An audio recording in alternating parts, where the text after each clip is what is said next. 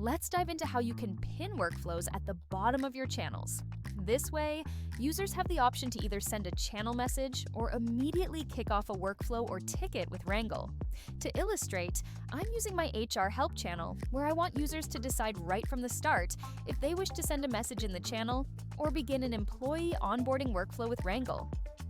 Here's how you can pin a workflow. Navigate to the Workflows section of your channel. From here, you can choose to feature a workflow.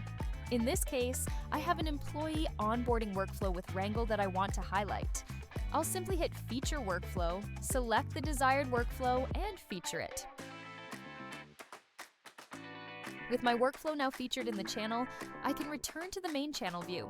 You'll notice there's an option to either start the workflow, be informed, or send a channel message.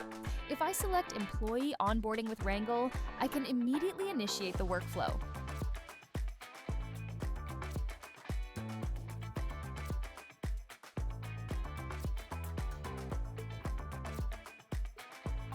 This method is excellent for guiding users to either send channel messages or create workflows.